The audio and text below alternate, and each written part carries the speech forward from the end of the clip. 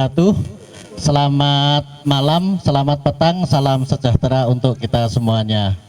Pertama-tama kami harus mengucapkan terima kasih yang sebesar-besarnya kepada tim juri dari Polrestabes, juga kepada Bu Camat, Bapak Kapolsek, Pak Dan Ramil, Bu Lurah, dan semua yang hadir di sini. Karena masih dengan setia, walaupun ada break 30 menit sholat maghrib, masih dengan setia mengikuti acara ini ya. Karena sebetulnya acara ini bagi kami penting karena kami mau pamer, Pak. Iya, baik.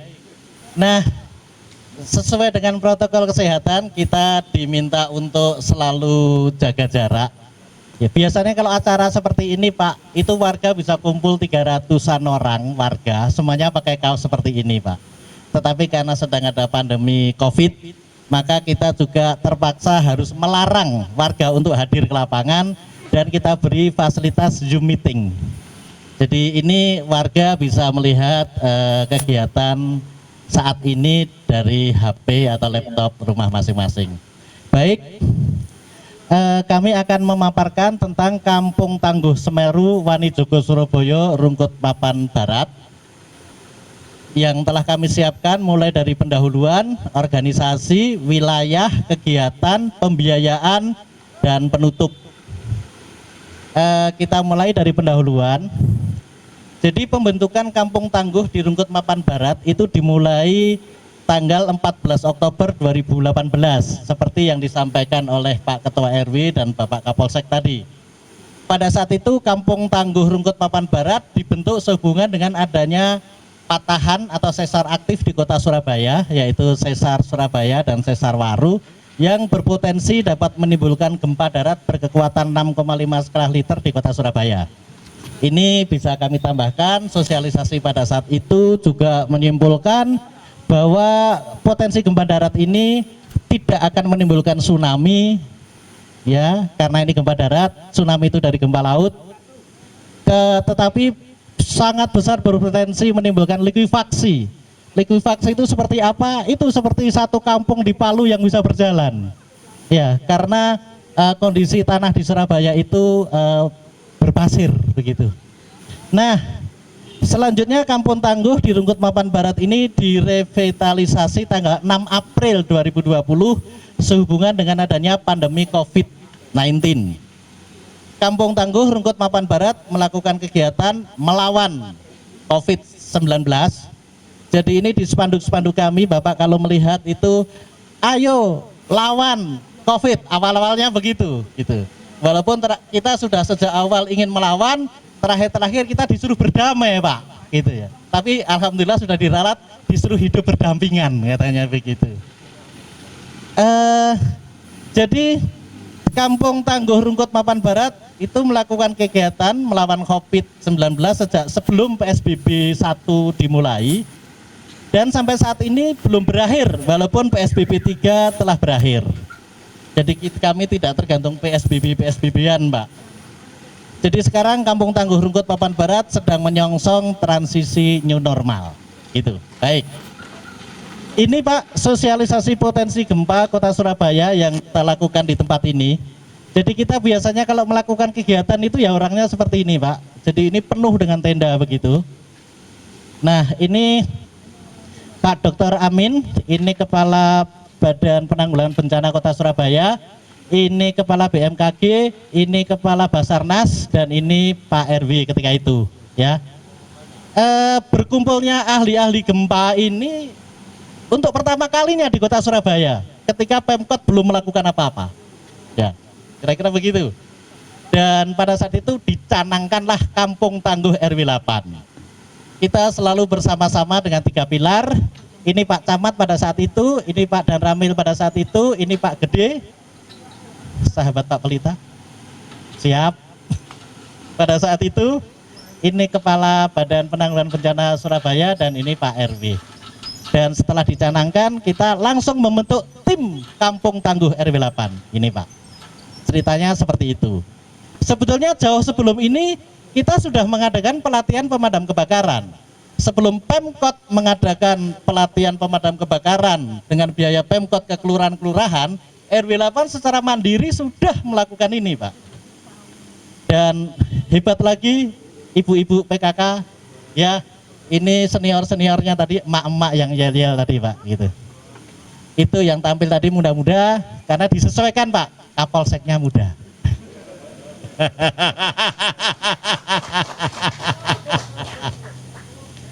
Nah, tidak ketinggalan, Pak. Tidak hanya ibu-ibu, Pak. Anak-anak pun kita latih memadamkan kebakaran seperti ini. Ini kaos-kaos trademarknya, mereknya RMB ini, Pak. RMB, Rungkut Mapan Barat, RMB, begitu, Pak, ya. Baik.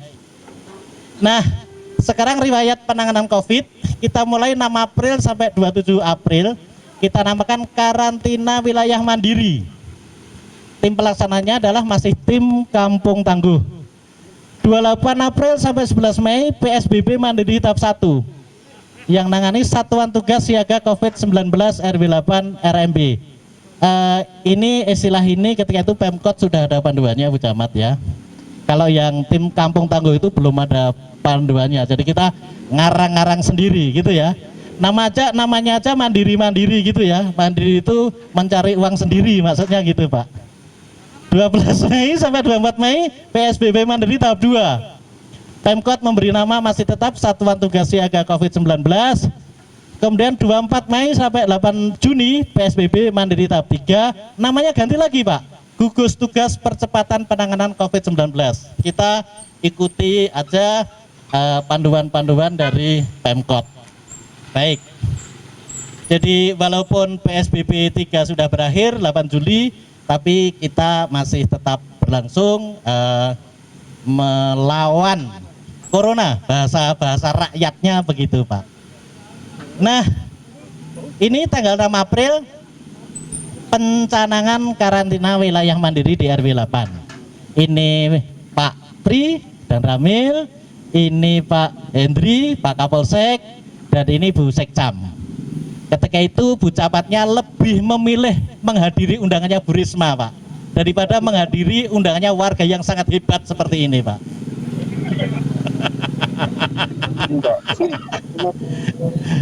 Kemudian, nah, jadi ketika wilayah karantina mandiri, kita Anda memasuki wilayah karantina mandiri, setiap kendaraan orang harus melalui gerbang sterilisasi, kira-kira begitu, Pak, ya. Begitu ada PSBB, kita ganti spanduk, Pak. Anda memasuki wilayah pembatasan sosial berskala besar, begitu, Pak. Begitu ada lomba, ganti lagi, Pak. Kampung Tangguh Semeruwani Joko Surabaya, gitu ya. Padahal kegiatannya ya podo. Kegiatannya digawe-gawe dewe, fasilitasnya dilengkapi dewe, duitnya golek-golek dewe. Gonta-ganti spanduk gak masalah, Pak. Tadi malam mohon izin Pak Dan Ramil guyon, Pak Wahyu, besok kalau Kodam Brawijaya ngadakan Kampung Tangguh Brawijaya ganti spanduk lagi ya. Siap gitu ya. Iki lomba spanduk apa lomba apa gitu. Baik. Nah, ini baliho Anda memasuki wilayah Kampung Tangguh Semeruwani Joko Surabaya. Kita masuk ke organisasi, Pak. Jadi ini organisasi ini adalah seperti yang di Pemkot. Jadi pelaksananya kita itu mengikuti panduan dari Pemkot Surabaya, Pak, gitu. Tapi nama kampungnya kami sesuaikan, Pak. Yang memberi nama kampung ini kan kepolisian, Pak. Kira-kira begitu. Kampung Tangguh Semeru itu kan dari Pak Polisi gitu ya. Tetapi dalamnya yang melaksanakan ya petunjuknya adanya dari Pemkot, kita ikuti, Pak. Bedanya, Pak, ini kita tambahi dengan penasehat gitu. Kenapa perlu penasehat? Karena ketua RW-nya baru, Pak. Biasanya kalau Kapolda baru, Kapolrestabes baru, itu kan bikin gebrakan, Pak, ya. Nah, karena punya tokat komando, Pak. Kalau ketua RW baru gebrak, iso dikon lengser wargane, Pak, gitu. Bedanya di situ, Pak. Makanya perlu penasehat. Tujuannya agar ketua RW itu pinter perlu, Pak. Kober harus, Pak. Tapi kudu bener, Pak. Ketua RW kalau nggak bener dilengser wargane. Iya, gitu. Makanya perlu penasihat ini Pak, biar gebrakannya bener Pak, gitu. Ini sama seperti Pemkot, kita punya 4 Kasatgas, Ketua Satuan Tugas. Pertama, Kasatgas Wani Sehat. Kedua, Kasatgas Wani Sejahtera. Ketiga, Kasatgas Wani Jogo. Keempat, Kasatgas Wani Ngandani. Dan kami pada kesempatan ini ingin memperkenalkan beliau-beliau ini kepada Bapak. Kalau Bapak Yurinya ada 4, nanti bisa didampingi dengan 4 Kasatgas kami Pak, sesuai dengan bidang Bapak masing-masing. Pertama, Pak Bambang Nur Hadi.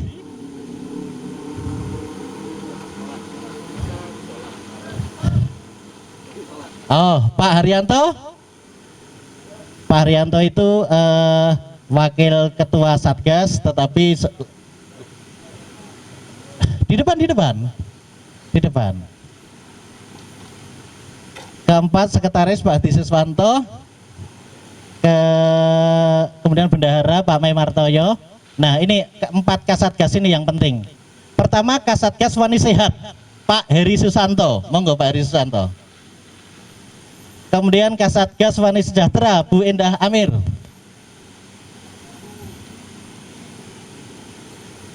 Ketiga, Kasatgas Wani Jogo, Pak Edi Bintoro.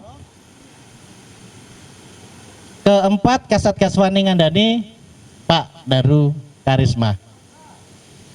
Ya, jadi ini sekaligus kami perkenalkan. Kami memaparkan ini hanya untuk membuka wawasan sekilas saja Pak. Nanti detailnya yang bertanggung jawab adalah 4 Kasatgas ini. Ya, kita sekarang mau memberikan yel-yel gitu ya Pak. Ya. Siap? Kampung Tangguh Semeru. Siap. Tepuk tangan. sudah cukup ya. Jadi saya paparan ini hanya ngecap saja Pak Pelita. Nanti kalau ada pertanyaan yang jawab bukan saya Pak, yang jawab adalah 4 Kasatgas tadi itu. Baik. Nah, sebetulnya organisasi yang sebenarnya itu ini Pak, ya. Jadi di RW 8 itu ada FKPM. Kebetulan ketuanya ini Pak Edi juga.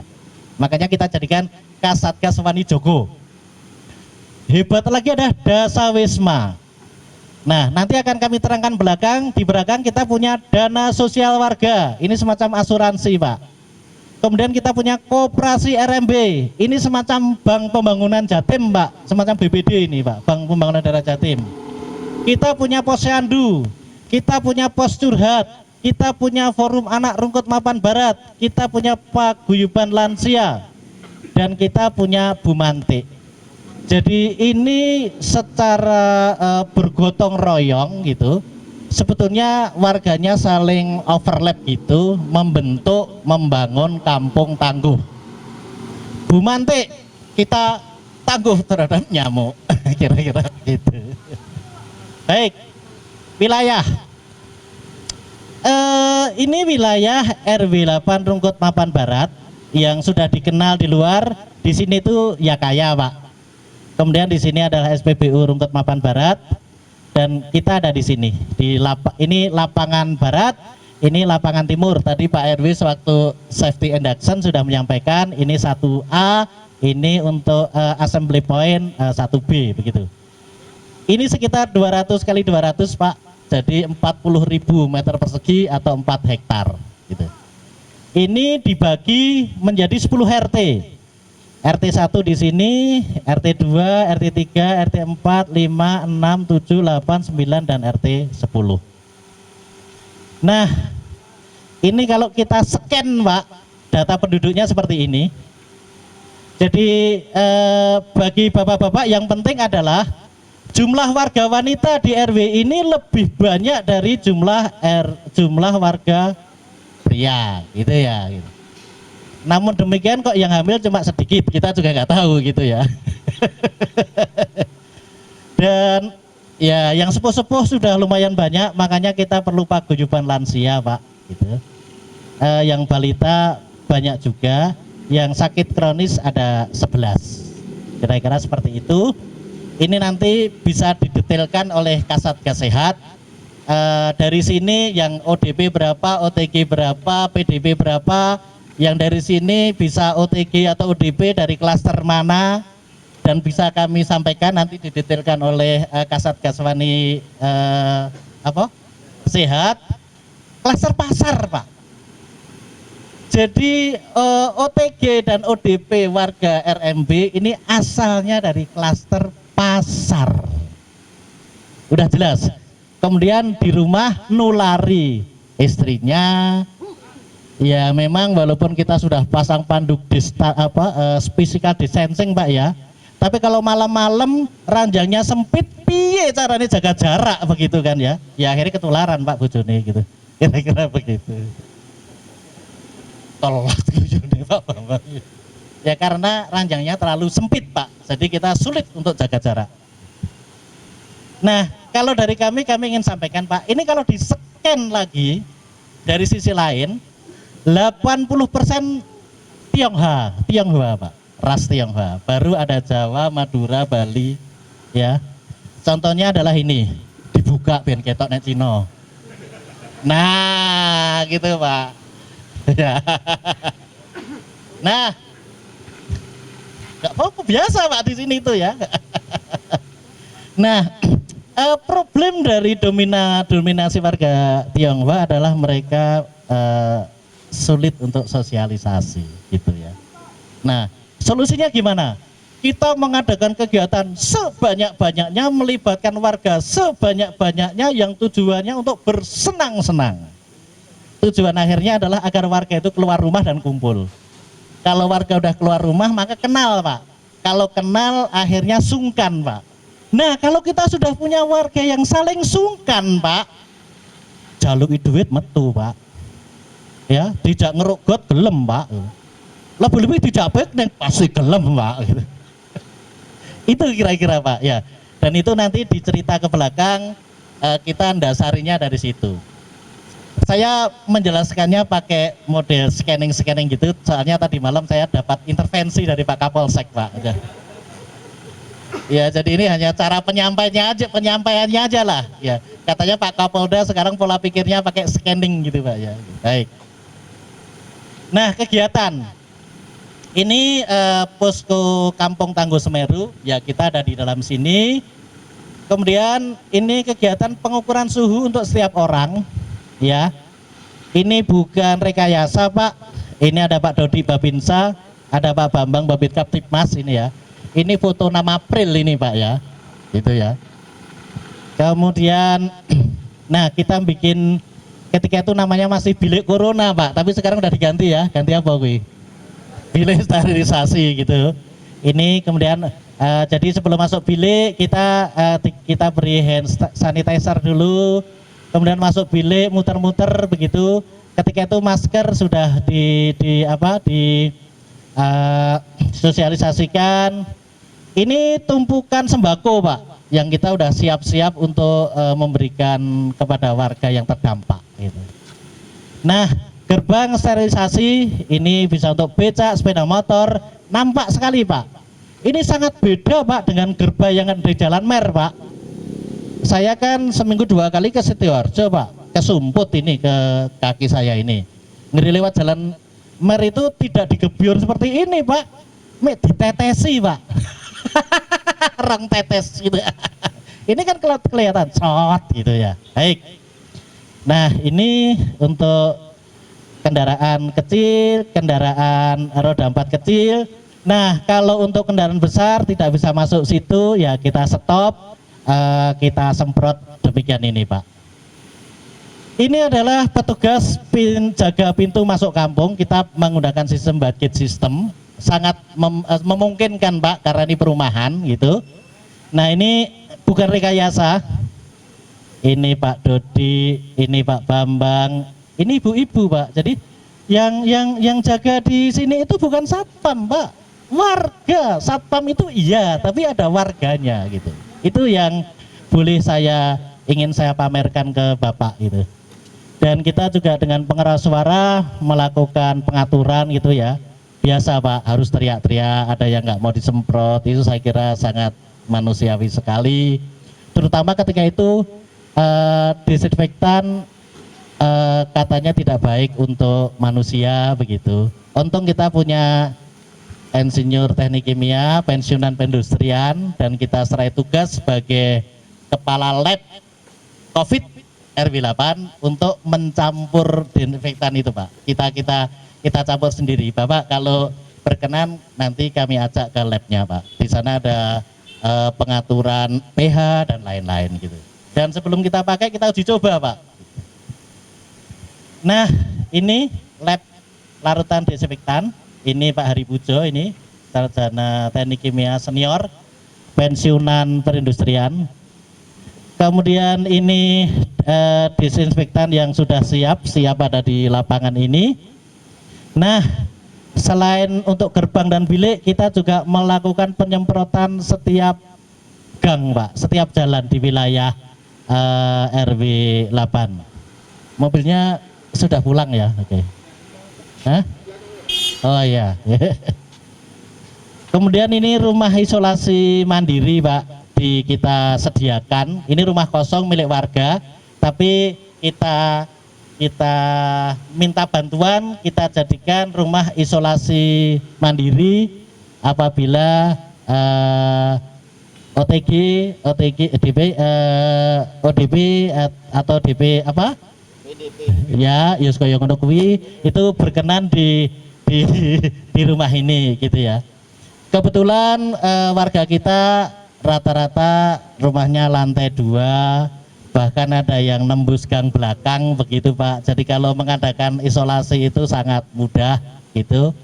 Saya sendiri juga awal-awal COVID itu dari Jakarta seminggu, akhirnya saya kena isolasi mandiri 14 hari. Bahkan pada saat 6 April saya tidak bisa menemui Pak Kapolsek dan Pak Pri dan Ramil karena status saya ketika itu PDP, Pak. ODP, isolasi mandiri di rumah gitu. Kita juga menyebar wastafel di perempatan, Bapak nanti bisa melihat. Kemudian, nah ini kita sosialisasi dengan masang spanduk secara masif di seluruh wilayah RW 8 seluas 4 hektar ini, Pak. Wajib wilayah physical distancing, wilayah wajib memakai masker. Kalau yang ini setiap RT, Pak, setiap jalan di RT ada sosialisasi wajib bermasker. Ayo berjemur sinar matahari. Nah, pos penjagaan one gate system. Jadi kita sebelumnya itu ada 2 jalan yang bisa untuk keluar masuk area sini, Pak. Tapi adanya program ini kita pakai one gate system aja, sehingga terpaksa bubulan-bubulan jalan-jalan tikus itu harus kita tutup, kita jaga dengan satpam dan kita tulisi mohon maaf keluar dan masuk wilayah RW 8 Perumahan Rungkut Mapan Barat melalui pintu dekat lapangan timur. Maksudnya ya harus lewat sini gitu. Nah, tapi kita sangat mudah sekali, Pak, mengawasi karena di area 4 hektar di RW 8 ini sudah terpasang 100 kamera CCTV, Pak. Barangkali ini terbanyak CCTV yang terpasang di sebuah RW di wilayah Kota Surabaya, barangkali ya. Itu, dan ini kita bisa melihat di monitor itu. Kemudian kita juga punya rumah lumbung pangan kampung, Pak. Jadi kita punya stok-stok untuk membantu warga yang terdampak. Kita sudah 3 kali melakukan pembagian sembako, dan saat ini kalau Bapak ninjau di sana di lumbung pangan kampung ini ada di belakang sini ada lebih dari 30 paket yang segera kita akan sampaikan ke warga yang terdampak. Salah satunya adalah satpam, rombeng dan pemulung, petugas kebersihan. Jadi rombeng dan pemulung itu kalau di RW 8 tidak dilarang, Pak. Tetapi diberi seragam, fotokopi KTP-nya diminta dan kita bina. Sekaligus ikut mengamankan kampung, begitu. Jadi kalau ada kriminal ada kehilangan sedikit-sedikit itu rombeng kita tanya, pemulung kita tanya. Mereka saling memerai anggotanya sendiri ya, biarin lah, Pak, ya gitu ya. Kira-kira begitu. Nah, ini juga kalau ini bukan bantuan sembako, Pak. Kalau ini penghargaan, Pak ya. Bahasanya dirubah, Pak ya. Kotaknya podo nih, Pak. Mohon izin Pak Danpri. Ya, ini penghargaan untuk personel TNI. Juga mohon izin Pak Hendri, penghargaan untuk personel polisi. Gitu ya. Baik. Mohon ini tidak dipersepsikan negatif gitu ya. Karena polisi dengan RW 8 itu sangat dekat, Pak. Ya. Kami dengan kepolisian punya riwayat yang mendalam, Pak. Punya kenangan indah yang mendalam. Di RW 8 polisi itu bagi balon, Pak, untuk anak-anak. Di RW 8 polisi itu bagi es krim, Pak, untuk anak-anak. Polisi itu gendong arek cilik-cilik, Pak, nyanyi-nyanyi gitu. Jadi hubungan dengan polisi sangatlah bagus, Pak, gitu ya. Dan saya kira Bapak nggak usah bertanya balonnya dari mana, es krimnya dari mana, ya mau bagi tok, Pak.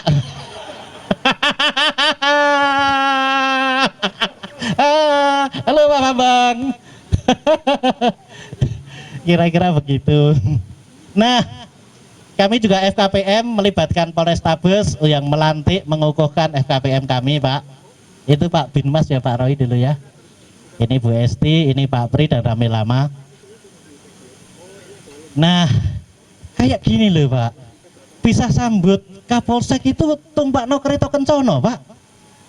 Ini kita berpisah dengan Bu Esti dan menyambut Pak Gede. Tahu kalau Pak Gede itu sahabatnya Pak Pelita. Bukan Pak. Tahu kalau Pak Gede itu orang Bali, Pak. Kita sambut dengan warga RW 8 yang berpakaian Bali. Gitu ya. Polsek ulang tahun kita nganter tumpeng begitu. Jadi kalau seperti tadi itu jangan persepsi yang negatif. Memang kita pas sedulurannya dengan Polsek bagus sekali, Pak, gitu ya. Nah, kalau Bayangkara ini dirayakan di Kapolsek, ini Pak Polrestabes datang ke tempat ini, Pak, merayakan bersama kami, Pak, HUT Bayangkara, gitu. Pak Rudi Setiawan, ya. Dan Pak Rudi juga kalau bagi warga sini ya diajak joget dangdut gini ini, Pak, gitu. Gitu, ya. Saya tidak tahu gimana ceritanya, akhirnya kami juga mendapat penghargaan dari Pak Rudi yang diserahkan Pak Rudi sendiri. Nah, atas penghargaan ini kami merasa perlu untuk melakukan anjang sana. Anjang sana ke Polrestabes diterima dengan bagus. Kami menyerahkan majalah. Majalah RMB ini isinya semua dokumentasi selama Pak Rudi di RW 8. Selama Pak Rudi bolak-balik berkunjung di RW 8. Jadi kami sebagai orang Jawa tahu diri kalau Pak Rudi ke sini ya kami perlu membalas begitu. Alangkah indahnya ketika kami ke Polrestabes, kami dikelilingkan seluruh Mapolres dan terakhir pulang kami masih diajak foto bersama di depan begitu. Jadi ini indahnya hubungan kepolisian dengan RW 8. Nah, kalau bicara 3 pilar, sejak dulu, Pak. Jadi Pak Dan Ramil, Pak Camat, Bu Kapolsek dengan RW itu ya ketemunya di RW 8 ini, Pak, gitu. Ya. Karena apa? Kalau RW 8 memberi undangan Pak Dan Ramil, Pak Camat dan Bu Esti dan Kapolsek, itu kalau nggak hadir berani nyengeni, Pak. Babah tutu atasannya, tutu bawahannya kok, gitu kan? Sengeni aja gitu. Siap Dan. Ini berlanjut walaupun Dan Ramilnya berganti, Kapolseknya berganti, camatnya berganti, tetap aja, Pak, gitu. Nah, ini beliau-beliau ini kita angkat sebagai warga kehormatan RMB, Pak. Ya. Kira-kira begitu. Jadi kami kalau memberi bingkisan ke polisi itu bukan nyogok, Pak. Ya, mohon persepsinya jangan serendah itu. Katim, karena memang kami pas sedulurannya itu luar biasa gitu. Baik. Nah, semua kegiatan di RW 8 ini kita YouTube-kan, Pak. Namanya YouTube-nya RW 8 RMP Surabaya. Sampai sekarang sudah ada 250 lebih YouTube, Pak, di channel ini. Itu. Nah, sekarang bicara tentang pembiayaan, ini menarik sekali. Barangkali inovasi yang luar biasa dari warga RW 8. Jadi pembiayaan kegiatan itu bersumber dari iuran bulanan warga, Pak. Iuran bulanan warga disetor ke bendahara RT, karena ada 10 RT, disetor ke bendahara RT 1 sampai 10. Nah, kemudian dari bendahara RT itu dipecah, Pak. Ada yang disetorkan ke RW, ada yang disetorkan ke dana sosial warga. Nah, dana sosial warga ini tugas utamanya adalah memberi santunan kepada warga yang sakit dan dirawat di rumah sakit dan warga yang meninggal. Nah, dana sosial warga di SW ini sudah didirikan mulai 2010, Pak, dan sampai hari ini dana yang ngendap, Pak, itu lebih dari 100 juta. Ada yang didepositokan, ada yang di tabungan gitu. Dan sebagian ditempatkan di koperasi. Koperasi siapa? Koperasinya RMB, Pak. Gitu. Nah, kemudian setelah dana DSW ini ditempatkan di koperasi, oleh panitia dipinjam, Pak. Jadi kita pinjam ke koperasi. Kemudian untuk biaya kegiatan kepanitiaan seperti pembiayaan seperti ini, kampung tangguh ini, Pak, gitu. Kalau masih kurang, donatur warga. Gitu. Nah, sementara yang dari Pak RT disetor ke bendahara RW itu dipecah dua, Pak. Sebagian untuk biaya rutin, sebagian untuk nyicil koperasi, Pak. Jadi kita itu duitnya warga masuk di SW, ditempatkan di koperasi, dipinjam untuk kegiatan, tetapi juga dicicil oleh warga sendiri melalui RW. Jadi biaya kegiatan panitia itu akan menjadikan kesejahteraan warga. Santunan sakit dan kematian, biaya rutin RW ini juga untuk kesejahteraan warga, untuk bayar satpam, tukang sampah dan lain-lain. Santunan untuk orang sakit dan kematian juga untuk kesejahteraan warga. Jadi konsepnya adalah iuran bulanan dari warga untuk kesejahteraan warga. Jadi dari warga, oleh warga, untuk kesejahteraan warga. Dengan RW-RW yang lain sama barangkali iuran bulanan gitu. Cuma hebatnya kita ada dana sosial ya yang sisanya untuk memberikan santunan kepada warga yang sakit dan meninggal ditempatkan ya. Dan ini dananya udah 10 tahun lebih 2010 sehingga sudah 100 juta lebih, bisa kita di deposito, ada di koperasi dan lain-lain. Nah, untuk kegiatan kampung tangguh pandemi ini, Pak, kita pinjam koperasi 75 juta, donatur warga 25 juta, jadi total 100 juta. Untuk apa? Karantina wilayah mandiri kita habis 40 juta, 20 juta untuk operasional, 20 juta untuk belanja-belanja bilik, gerbang dan lain-lain. PSBB mandiri 20 juta, maaf salah tulis. PSBB mandiri tahap 2 20 juta, ini operasional. PSBB 3 20 juta, jadi 100 juta. Kebanyakan biaya PSBB ini satu adalah untuk larutan desinfektan ya, dan dua adalah untuk konsumsi yang jaga, Pak. Karena yang jaga tadi kan warga. Konsep kita adalah entertain, Pak. Warga itu udah capek gitu, jadi jangan ditambahi sumpek, Pak. Jadi warga itu harus dihibur, di-entertain ya. Di pos sana dikasih makanan yang enak, Pak. Itu kira-kira lah gitu. Nah, ini tahu uang warga sendiri kok, Pak, ini gitu. Kira-kira demikian secara singkat. Dan sebagai penutup kami sampaikan Kampung Tangguh secara nyata telah terwujud secara mandiri di Perumahan Rungkut Mapan Barat Surabaya, mulai dari pelatihan pemadam kebakaran, sosialisasi gempa, karantina wilayah mandiri, PSBB 1, PS2 dan PSBB 3. Kemudian Kampung Tangguh Semeru Wani Jogo Surabaya Perumahan Rungkut Mapan Barat terwujud karena adanya kerukunan dan kegotong royongan warga, inisiatif dan inovasi dan semangat pengabdian warga, peran Lurah, Babin Kaptibnas dan Babinsa, dan terima kasih peran Camat, Kapolsek dan Daramil. Sehingga Bapak Ibu yang kami hormati, walaupun PSBB 3 sudah berakhir, Kampung Tangguh Semeru Wani Jogo Surabaya Perumahan Rungkut Mapan Barat siap menuju new normal. Sekian, terima kasih. Wassalamualaikum warahmatullahi wabarakatuh.